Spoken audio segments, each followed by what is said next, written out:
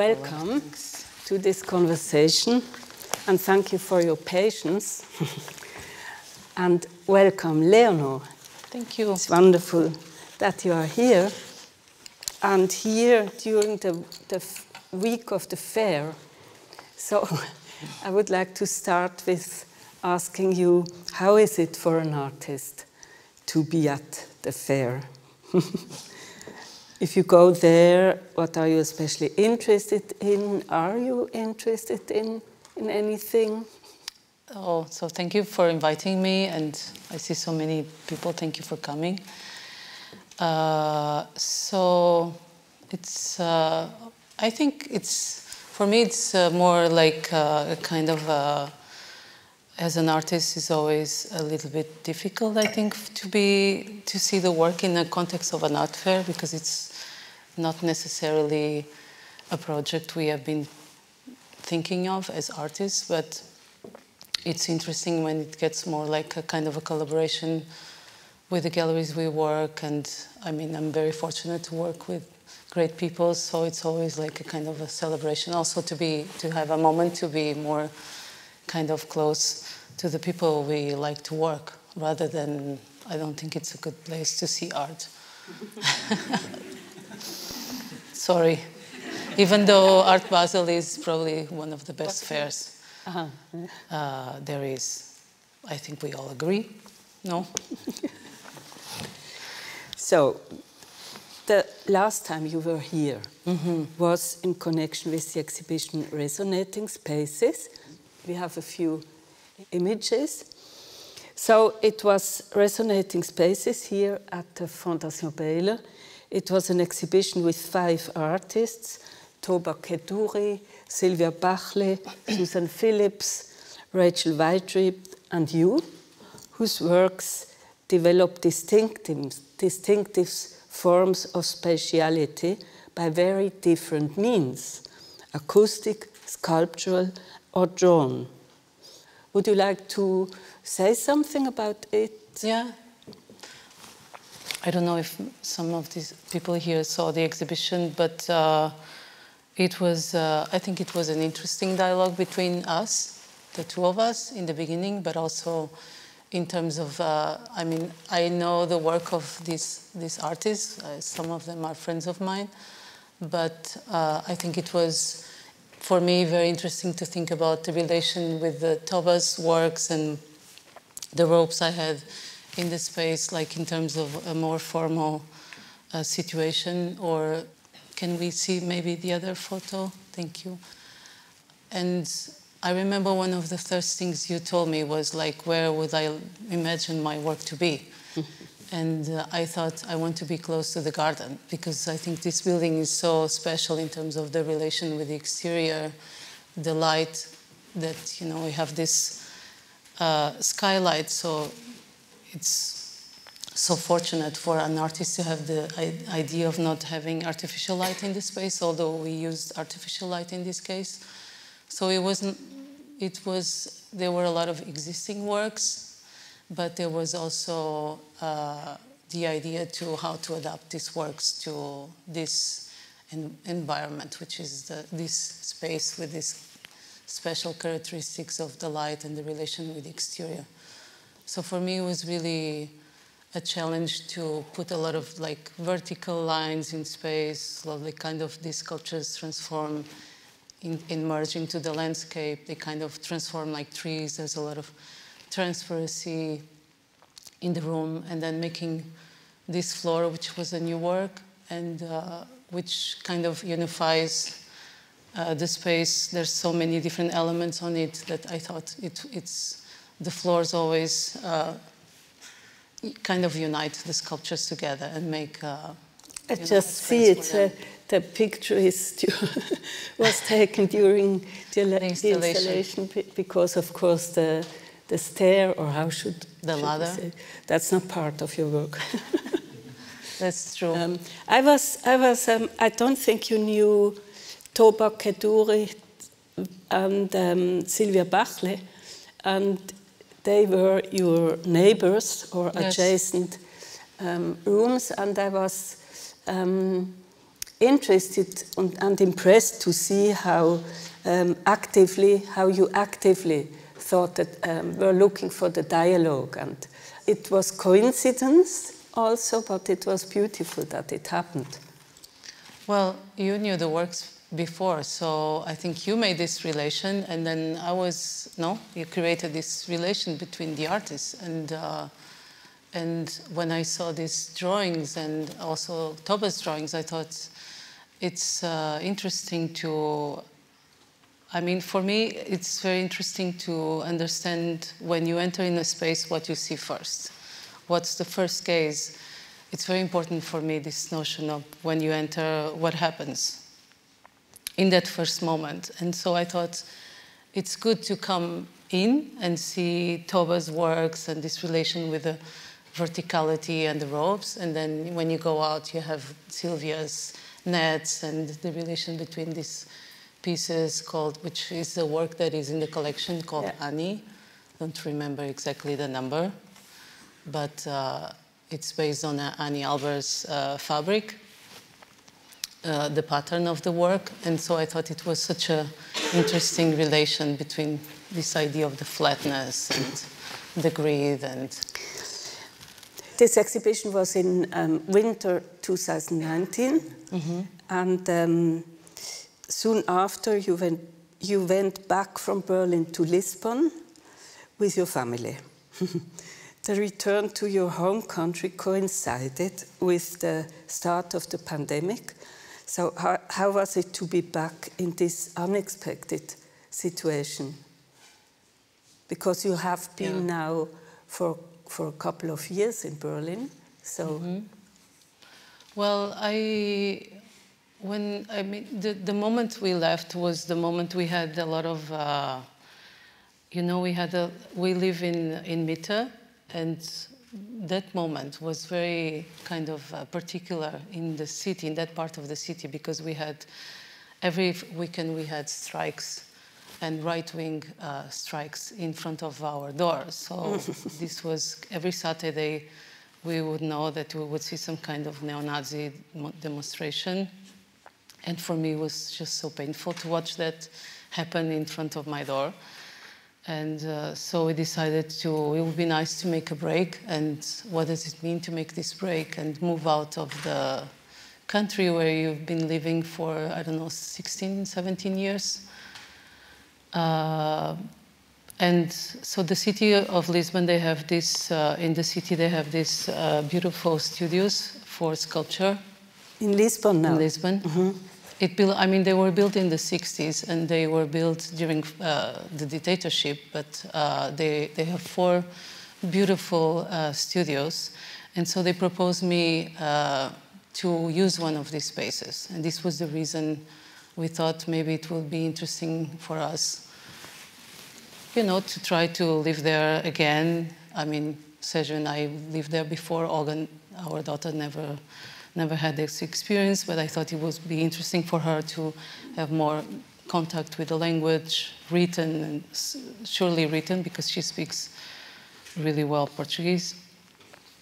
But it was not an easy process of translation of several things. What does it mean to be back in a place where you came from, or and also, there's a lot of things that have changed for me when I was there. It was a different country, so which is interesting, I don't think we should be nostalgic about places, but it was difficult for me in the sense that I wanted to have my standards of my production and my work situation, which I couldn't have there. So it took me some months to. It took me several months to find my rhythm, because it's a very different rhythm. Time is different there. And maybe we could see the photo number 17, please, so I could explain more why I'm talking about this kind of. You being in Lisbon, and it was not possible to make travels. I was wondering what you then did Yes. Because traveling is an important part of your working process or of your way of working. But I think a little bit it has to do with this. Yes, and well, as I said, like being in Lisbon was also, in many ways, was really beautiful because I felt very trapped, as I always feel there. I feel geographically the country is very isolated. It still is. And but I think, you know, there's a lot of great things about that relation with the landscape, and you know, like in 10 minutes you are in the sea, and so for me it was I always wanted to work with ceramic, and I had this project that I would go for 6 months to Japan and do these ceramic workshops. And I planned that, but then the pandemic happened and we had to change our plans. And I thought maybe I should do this in Lisbon because it has such a tradition of ceramic, although it's more related to tiles and decoration, but they still have great workshops and great knowledge. And so I thought I'm going to, because also I couldn't travel, we couldn't travel. And so much of my work is also related with researchers and visiting particular sites I'm interested. So I thought I'm going to concentrate this year in making one project that it's titled The Homemaker and Her Domain, and I can explain this a little bit better after. And so I'm going to concentrate my year doing one project which can be spread into 3 different shows.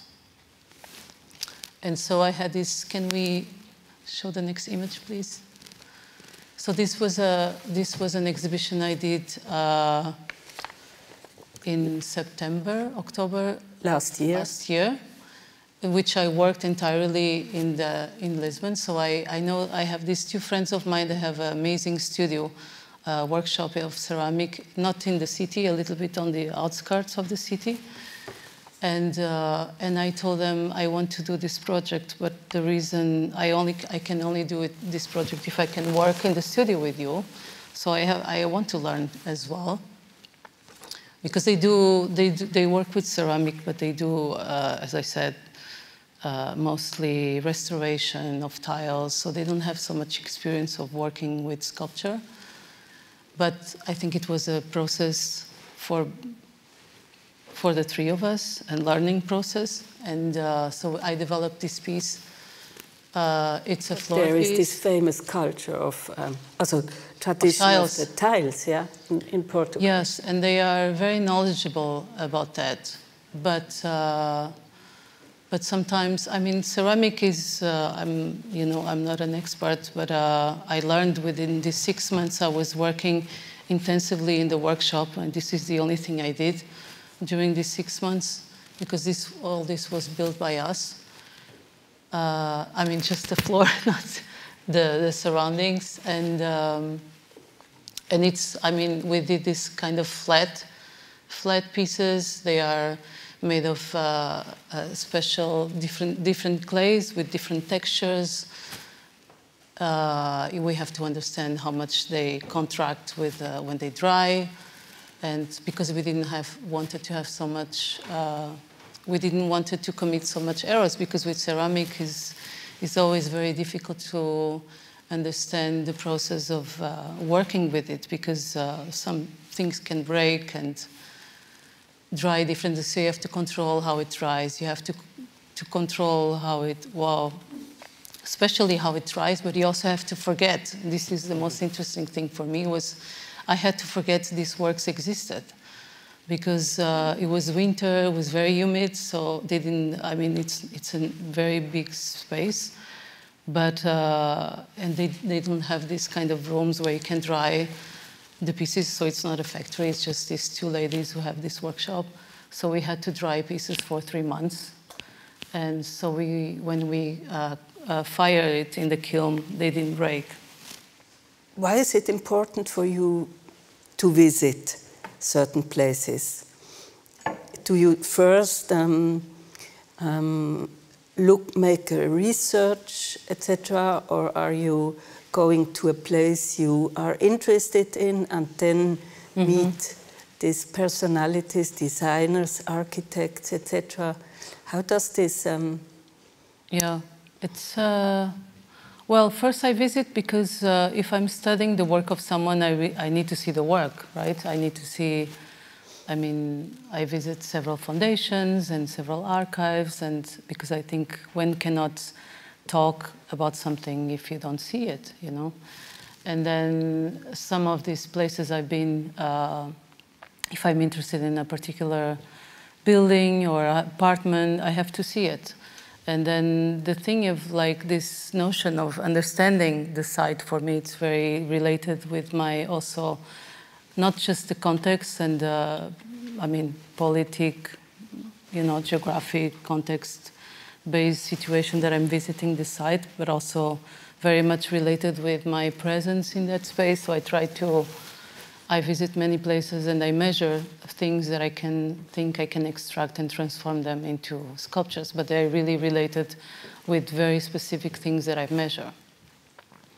And I think it's my kind of understanding of the site, it's by measuring it as well. Mm-hmm. And I read a text once that when I was studying the work of Perriand that said that every time she would go to one of these places, I mean, the reason I was so interested in her work has also to do with this fact of, you know, you go to another place and you start working there, but then she was not interested in the beginning of looking at sites to visit them as a tourist. She was going to the workshops directly and trying to work with these people there. But when she started visiting sites for what they are, she started measuring things, and so she would measure everything she would see, and then it's also, I think, it's a way of understanding the world and the space where you are. Yeah, I think with you, it sounds unusual first. If you say you are measuring very precise, but of course it has a lot to do with space, with understanding of space, for example, with understanding of sculptural qualities also, if you are thinking on your own work. So I think that's a very interesting way to proceed. Yeah, in the beginning I would work with my own instruments, like I did a lot of instruments which were related, you know, with parts of the body, and because if we think about the measure itself, I mean, the metric system was created in during French Revolution. So before that, the measures were different from each country and each region, and sometimes, most of the times, related with the people or the kings that would govern these places, like the measure of the foot, the measure of the arm. So for me, this was interesting. I don't do this anymore. I use normal meters and stuff, but I never measure things that I cannot reach, for example. Yeah. And this is my limit, you know, like, but I think it's also a very solitary moment where you are, it's just that belongs to me, you know, like this thing, because this doesn't belong to me anymore. But when I'm there, like measuring, it's just me with the space. And I mean, it sounds romantic, but it's not. It's very physical and rational, and just extracting these measures from this door or that ceiling, and then trying to understand what I can do with these numbers. Yeah, just numbers. Well, it's a mix of numbers and intuition. A lot of intuition. Of course. In this example, or did you want to? Maybe we can see one more photo. This was, for example, a sculpture that I placed here was not done for this site, but I thought this relation with dimension, for example. I built these sculptures in a place, in a museum in the UK. It's a new museum that opened 3 years ago called The Box. And it was the first time I built something on site. So because I had such a high ceiling, I thought I'm going up in the genie and I'm going to, trying to build the sculpture by being upstairs and coming downstairs. So just using 2 pieces of rope, so that, every piece of rope has around 100 meters. So it's really, I'm trying to, to control the rope. It's rope and then it's covered with leather, so it doesn't look like rope. And then it's just by twisting and knotting, but I'm not really, in the position of being far from the sculpture to understand what it looks like, but it's really about this trying of negotiating the space between me being close to the piece that it's suspended and then trying to understand what I can do. And thinking about the sculptures of Mirascendo, which are the totally opposite of this, which is, she has a piece of paper of rice papers that a friend of her gave her piles and piles of rice paper. And she was doing these beautiful sculptures called droguinhas in Portuguese. She was Swiss. She was Jewish, she immigrated to Brazil. And I think she's a really amazing artist. I'm very interested in her work. They did a really big show of her in Tate some years ago. And there's these pieces I always loved called droguinhas. So they're made of this rice paper, and she's knotting and distorting the paper and making these knots. And they're very fragile because it's paper. Of course. And that's why she called them droguinhas. It's almost nothing, but it's a lot. This chapel was kind of unusual in that it was a highly dramatic space with all the art copies around, and I suppose this you wouldn't have been able to do it when you were more at the beginning of your work, because it's quite bold. It would be interesting because sometimes you are installing a work in a neutral space, much more neutral, like up here. And sometimes it's more like in Venice at the Biennial a couple of years ago in the Palazzo. And now here, this dialogue with the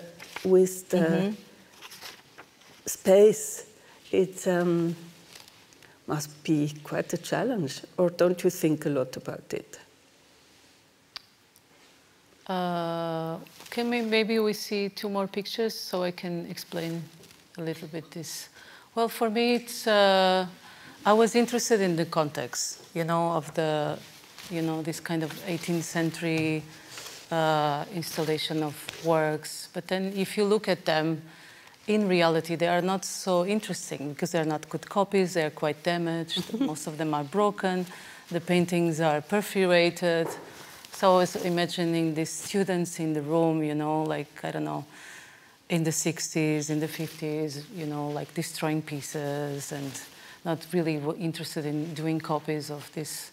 I don't think they do that anymore, but I mean, they are there because in former times they were used to, the students will not travel to Italy, right, to go to the Sistine Chapel and look at Michelangelo, so they would paint, they will be inspired by one of these copies, but they are not so interesting as copies. So I thought, I'm going to forget about these surroundings. One thing I asked was to, maybe we could go back to image 18. So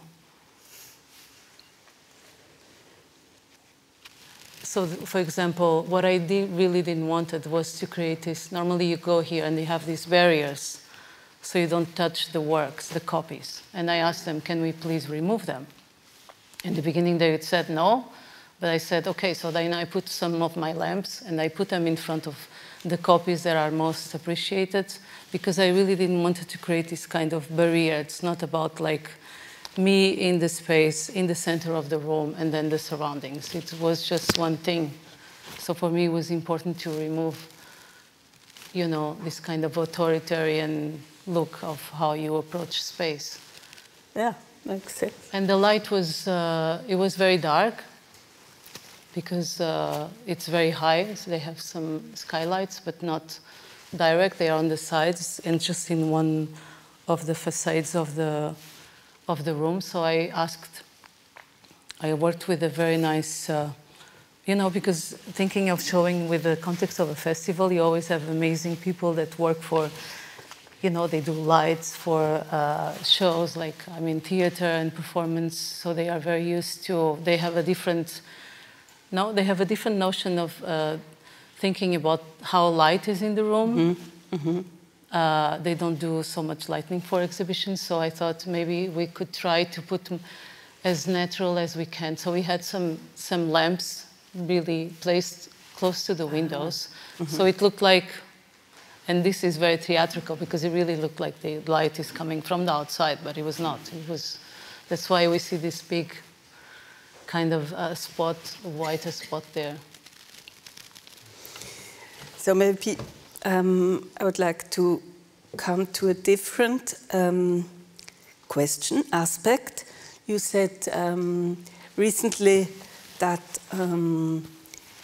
if you go to another country, you have to unlearn things, forget about what you know, start at the 0 point. And is this starting at the 0 point?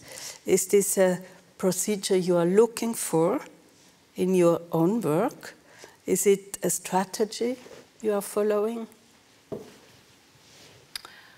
I think it's because I'm sorry, because you don't start anymore at the 0 point. You have a whole archive of true, and many years now in my body. So I think it's that's why I think it's for me it's really important to have this notion of unlearning, because I think we can easily you know, fail in this kind of rhythms we have and the production of the work. So sometimes it could be easy to make the same things, and I'm not interested in that. For me, an exhibition is really a place of experiment and negotiations and achieving and learning, but also this unlearning for me has to do with that's why I'm so interested in indigenous crafts, for example, this notion that Lina Bobardi calls the pre-artisanal, which is before, you know, colonizers settled in these countries, especially North America, South America, where you have a lot of crafts that are produced in certain regions, and how they manipulate these materials, and they still produce, they don't use the same materials, but they still produce the same imagery. And once I visited a tribe in Brazil, and because I didn't take photographs, I didn't want to have this kind of voyeuristic, you know, view of artists going to a special tribe and taking photos or films. I was just there to learn how they do things, how they make things, how they make nets, how they twist ropes, and most of these materials are coming from their regions, which, you know, I think it's very interesting for me to understand how things are made, you know. Maybe we could see image 13, please. So this was an exhibition I did in São Paulo, in the museum of that was designed by the amazing Lina Bobardi. And I say amazing because I think she was a great lady. She was a leftish woman married to a, you know, fascist man, which I don't know how it happened. But so they go to Brazil after in the mid-40s. They go to Brazil because he's a dealer and he's invited to create a European collection that didn't exist in the city for a museum that was not yet built. And they were also very interested in forming in the museum a design school, which was taking as a pattern the Bauhaus as well. And I think it's interesting. I mean, it's not so important, but for me it was important to have this kind of why is the museum built to have a design school, you know, like as well. It's called YAC. It doesn't exist anymore, so there were a lot of people that passed through Brazil because of this starting of this school, like Max Bill, he was there, and many other people. Oh, yeah. And so they had like, but his idea was really the formation of the Bauhaus school, but in the tropics. And this show is so much related with this, again, this idea of the indigenous crafts that you have in some regions in Brazil, especially in Mato Grosso. You made new works for this I made show. new works, except this work with the grid that I've done a lot of, long time ago when I lived in Brazil in 2007. I lived there for a few months. I had a residency, and I always wanted to search the work of Lina. So for me, it was the first time I could visit, you know, her archive, etc. So I did this. I visited Bahia by then, and I measured one of the doors she did in Bahia, which is a city she did all the urban planning. And so this work has to do, which I showed this piece here at the Kunsthalle. In 2013, yes. Yeah. But because it was so much related with her work, and it was in Brazil, it belongs to a private collector, I thought it could be interesting for me to... So here was a little bit the same idea of like opening the space to the city. Normally you have curtains because of the heat situation, and because it's a museum, you can't have the exposure to light. But because, I mean, it was my choice to have the curtains or not, so there's also an entrance where there was a huge glass to enter the room. I asked them not to remove it, so you wouldn't know necessarily if you would come into the exhibition or not. And then I had this series of works which are mainly based with things I've collected from indigenous crafts, and that I've measured again and extrapolated these measures and worked with different cotton ropes or special leather, or things that I've measured from Lina Bobardi, and another architect. She was very close to Franco Albini, that they did a lot of things which are similar. And so I kind of extrapolated the idea of transforming a chair into a piece of sculpture and merging the two people in the same space. Maybe we could see another photo. I have what interests me. For example, here now you were creating these works in relation to the place and to Lina Bobardi, etc., etc. And other installations are created in relation to a completely different space. And now you have, since many years, you have already built up quite a big archive of sculptures. If installation, would it be possible to install all these works in a completely different space? And what would it need? Would it be something completely different, or? This show is very different because it's quite modular, no? Like you have these works that are sculptures that are installed between the floor and the ceiling, but all this can change. I mean, I can change these measures, and because you can stretch these pieces up or down according to a certain limit. So, but everything else is very modular. So I was really thinking, for me, it was really important this first to show in this building, which is a building I really respect, built by someone I really like. Then the idea of having a floor piece, I did this floor piece, for example, thinking of this idea of the modules, and I mean, as I say, it's a very modular space, like thinking of the paintings of Ligia Clark, for example, another artist that I was very interested at some point, I still am, but in a different way. And she did these beautiful paintings called superficies modulares, like modular surfaces. and really thinking about like the limits of the painting. So it's always about these geometric shapes, like trapeziums or squares or rectangles that are happening inside the painting, and by rotation she's changing the, she's just changing the, not just, but she's changing the rotation of these figures in the flat surface of the painting, but they are not flat because they are made like a jigsaw puzzle. So they are cut out and then they merge into this flat surface. And then I think later she started doing these works called bichos.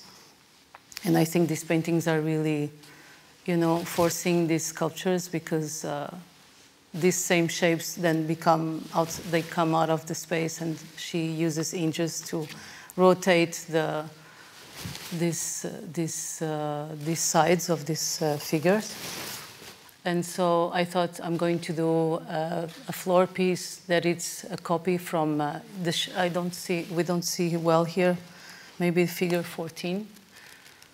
Because before this room had a rubber floor, and they changed it in the, I think in the 80s when they did a renovation, they put a different floor. So I wanted to use the same kind of material that she used on the other floors, but also that it was the original. She had made a rubber floor in this space. So I contacted a company that still produces this rubber, because I mean rubber is made there as well because of the rubber trees. I mean, but there's other things mixed, of course, today.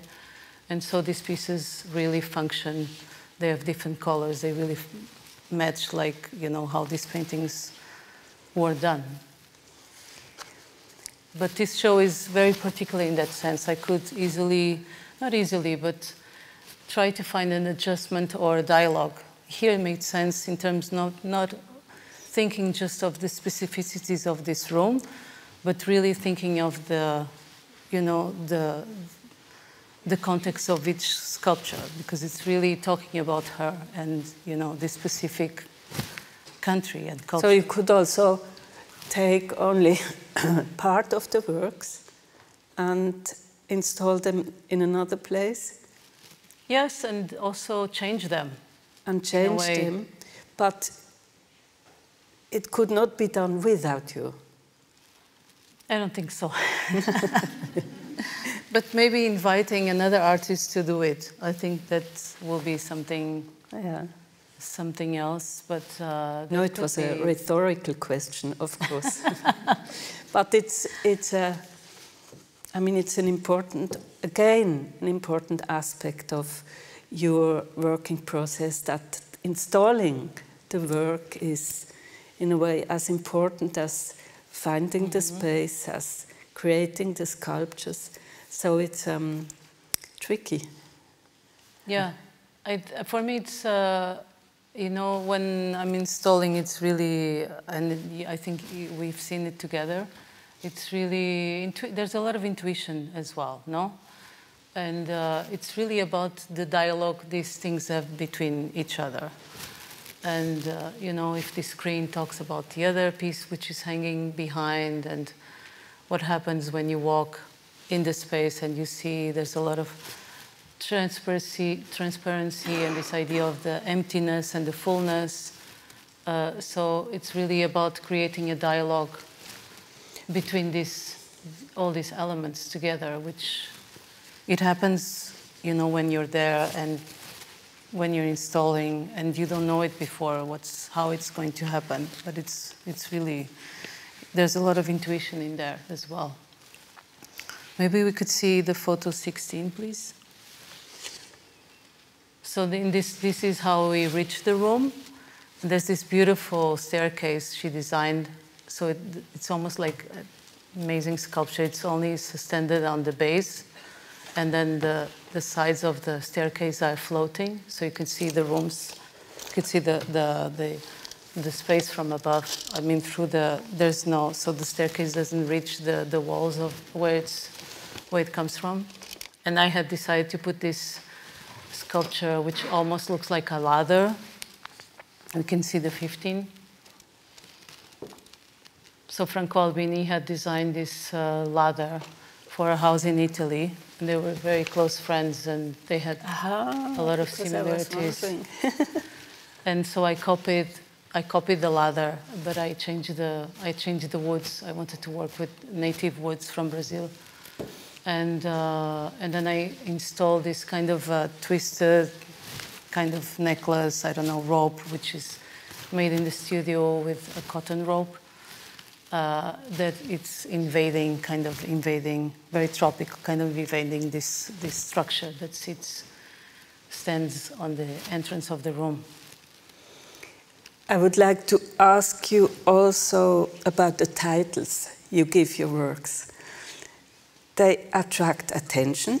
They are poetic, partly mysterious, partly narrative, and they refer to different aspects of your work. For example, the Paris exhibition was called The Homemaker and Her Domain, which is a whole story.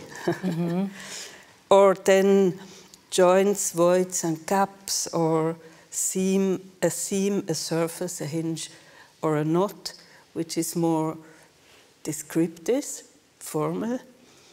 Or then discrepancies with CP, referring to a person if one knows about it. So how emerges a title, or how do you decide? Usually it's not anymore so important, the titles, but in your case I think it's interesting.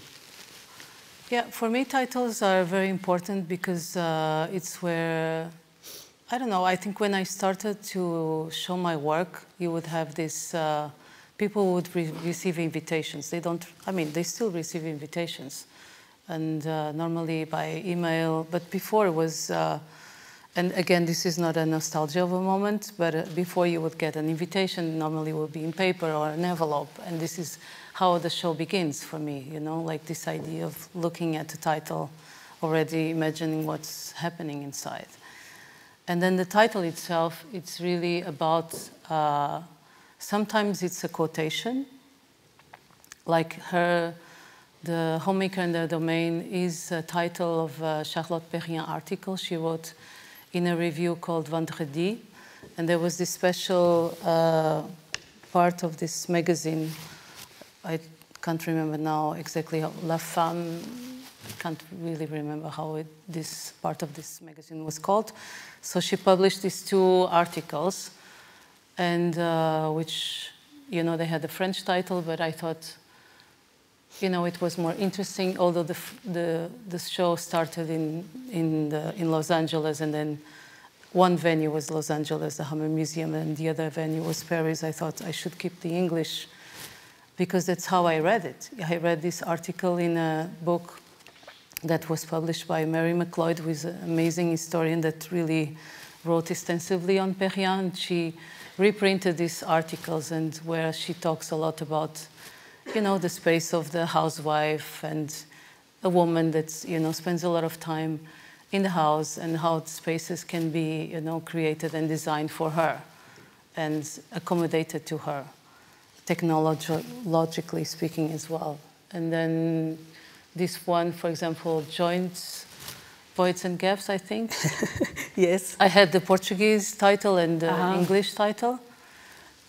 And it's also a quote by Lina Bobardi, and she wrote extensively, and there's this text where she's describing things. I mean, sometimes I'm interested in quoting, but I'm interested that it works by itself. It's not, so it's really about details, and her explaining the details in her spaces she creates. Or the other one was, the other title was Discrepancies. So there's a lot of, for me it's like histories, no? Like every show tells a different story in a way. So it's more related to a show than to a work? Or... It's related to this event that happens there at that moment. Okay. And then, so like all the works that I did in that period in Lisbon, they were called The Homemaker and The Domain, so they could, you know, subdivide in different things. Either it's between two people, or Charlotte Perrien is still present, but in a different context, putting other designers in the same room. But the titles really function as this, and sometimes they can be a little bit cryptic, like saying discrepancies is always this notion of working with something but not really understanding it. I don't want to understand. I think, we don't need to, and it's not necessary. And art is also a lot about not understanding things, I think. And that's the beauty of it, I think, as well. And the contradictions.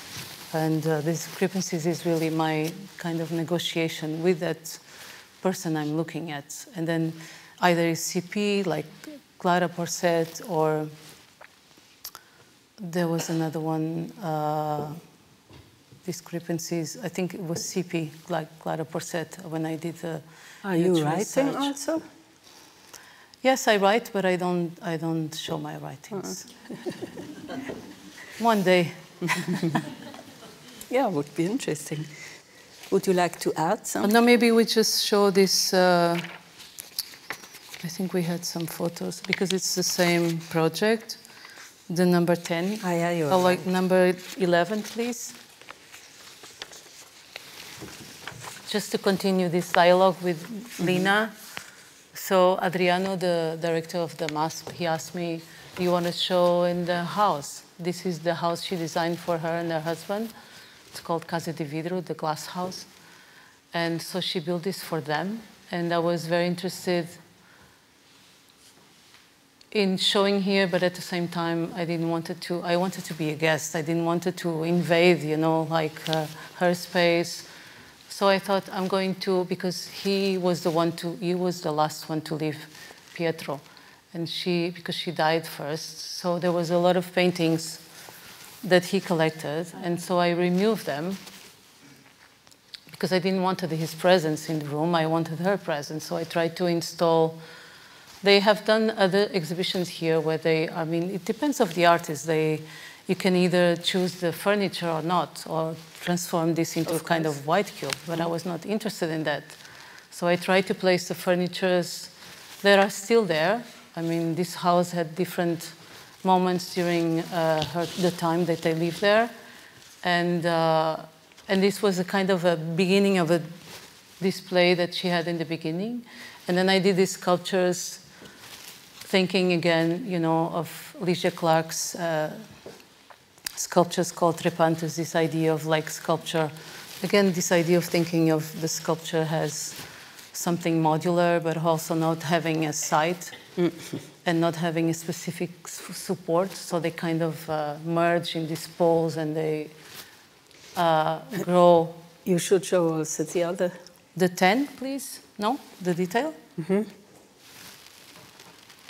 So these are circular spiral sheets of very thin metal stainless steel, which I wanted to be polished because the idea was that they kind of have this capacity to reflect also the outside, the inside and the outside. Mm-hmm. And the poles, they came from this idea of she designed a series of shelves for this room. Maybe number 12, please. And the shelves were quite amazing. They were made of stainless steel, and then they had these shelves of glass. And but they broke and they didn't reproduce them. So I wanted to place my sculptures exactly in the place where these shelves existed. And then thinking of how to occupy these poles, because the shelves are no longer there. So I thought of making these spirals of that I try to. It's quite aggressive because you're trying to. This is it's very thin metal sheets, so you can't control much what you're doing. You wouldn't think that, looking at it. Yeah, but it's not easy to. It's a negotiation between the material and yourself, and then at some point you had to let it go. And I didn't want it to interfere so much, but I wanted to try to, as everything, no, you want to try to negotiate and have a dialogue, but at the same time, not. It was an interesting show for me because I felt always so. I didn't want it to feel like an invader. So, and these sculptures are really invasive. Was it at the same time like the museum show? So this opened a week after. First the mask opened and then this opened a week after. And what you see is really her furniture and some of her belongings. Like I went to some of her closets and brought some of her personal items and put them in shelves or on the top of the tables. And so for me, it was really like bringing her back to life. So, we end. We're good. Thank you very much. Thank you. Thank you. Thank you. Thank you.